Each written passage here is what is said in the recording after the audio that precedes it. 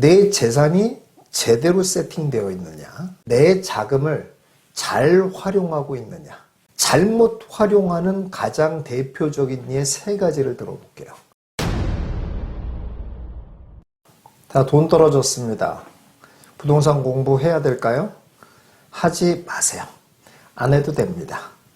제가 부동산 전문가니까 당연히 돈이 떨어졌어도 부동산 공부를 해야 된다라고 말할 줄 알았죠? 예, 아닙니다. 돈 떨어졌으면 부동산 공부 안 하셔도 돼요. 예, 다만 두 가지만 체크하고 하세요.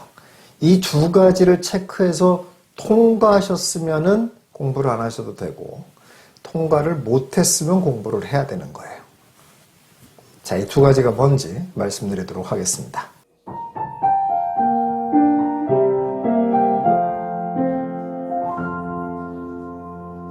돈이 떨어졌는데도 부동산 공부를 계속한다. 매우 지칩니다. 그렇죠? 예. 매우 지치고 재미가 없어요. 그리고 사실 공부도 잘 안 됩니다.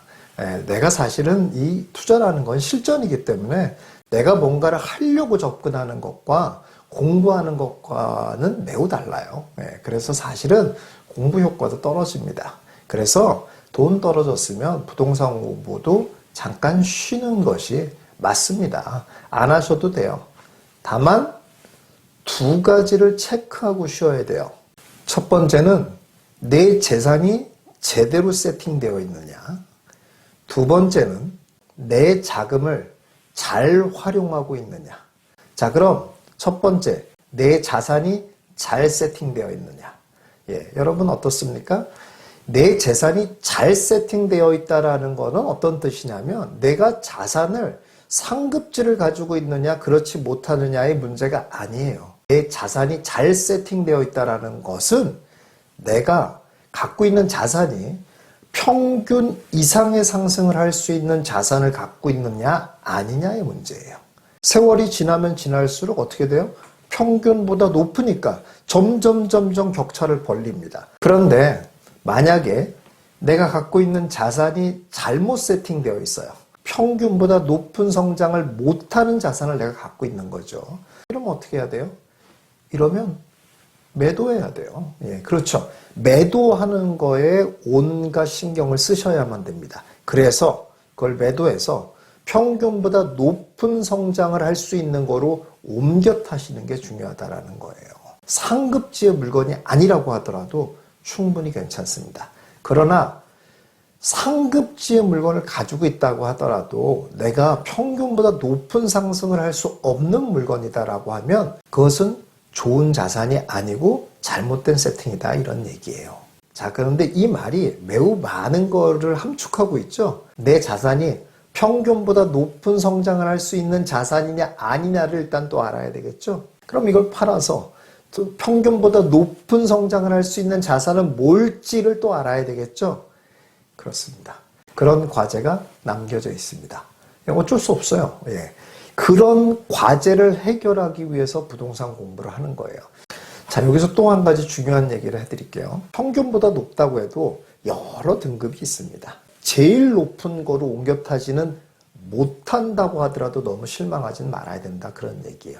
일단 단계를 밟아가는 거예요.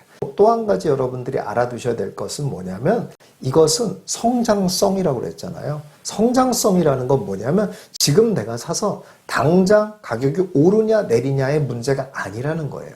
중장기적으로 봤을 때 이게 성장할 수 있는 거냐 성장하지 못하는 거냐, 그리고 중장기적으로 봤을 때 이게 평균보다 월등하게 높을 거냐 낮을 거냐, 이거를 보는 게 매우 중요하다라는 거예요. 그래야지만이 내가 세월이 지나면 부자가 돼 있는 거예요. 두 번째, 내 자금을 잘 활용하고 있나를 보셔야 돼요. 예, 여러분 이제 제가 이렇게 상담을 하다 보면은 참 안타까운 분들이 많이 있어요. 잘못 활용하는 가장 대표적인 예 세 가지를 들어볼게요. 첫 번째는 어딘가에 내 돈을 꽉 묵혀놓고 계시는 분들. 예, 대표적인 게 뭐냐면 전세금이죠. 예, 전세금을 뭐 10억 깔고 앉아있는 분들, 20억 깔고 앉아있는 분들, 이런 분들이 있어요. 예, 이런 분들 투자할 돈이 없다고 그래요. 그리고 이 전세금이라는 건 내가 또 어디 갈 때 필요한 건데 이걸 어떻게 했습니까? 이러는 분들이 있어요.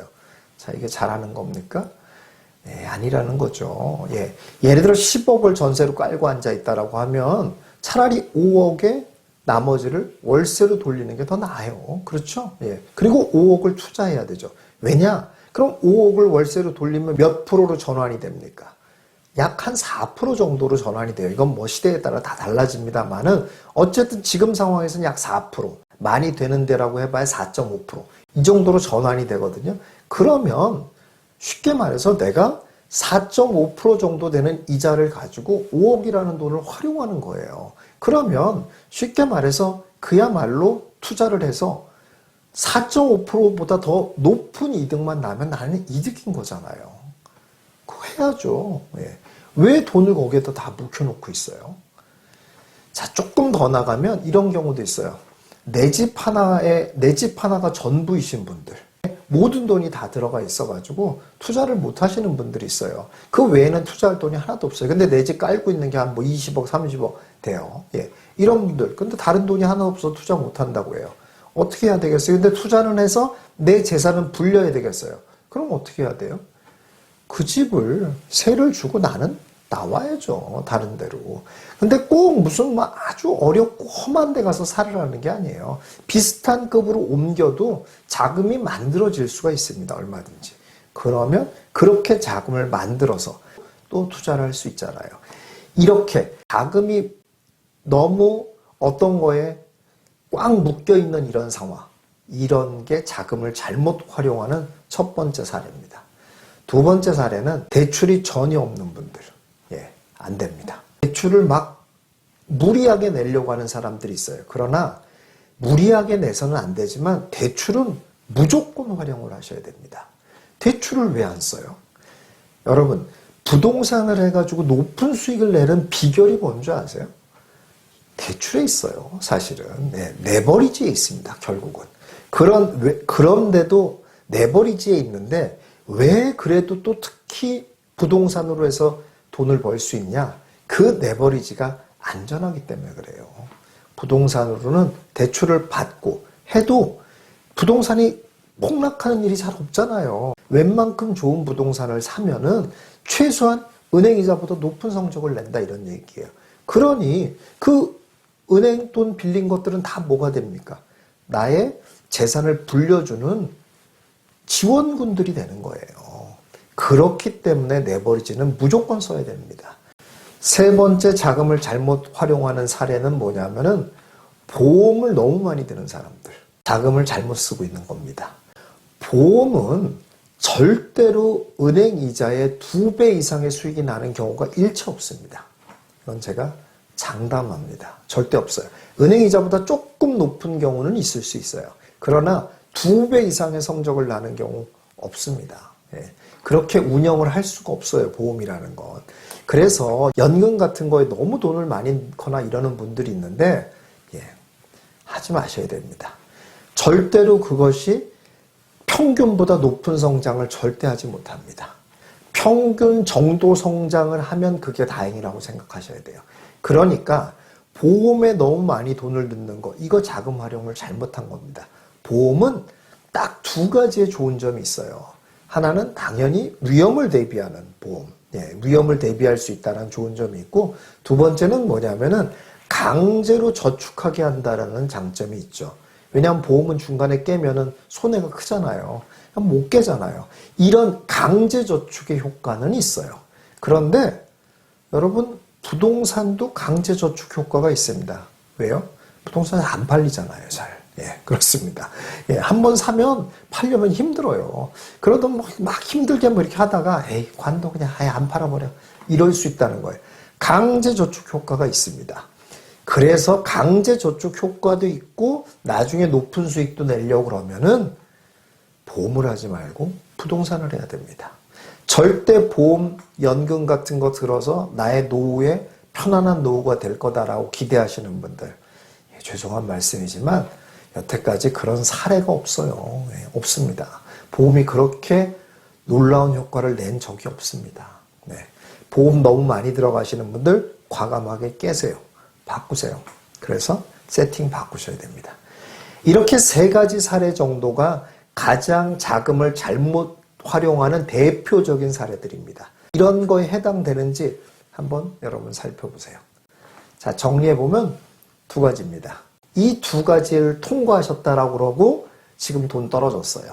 그러면 투자 공부하지 마세요. 쉬세요. 예, 쉬시고 다음에 돈 생기면 그때 공부하세요. 그래도 충분합니다. 공부 많이 한다고 해가지고 돈 많이 벌지 않습니다. 예, 그러니까 두 가지만 체크해 놓고 통과하시면 놓으세요. 통과 못하시면 통과할 때까지 공부하시고 그렇게 하시면 됩니다.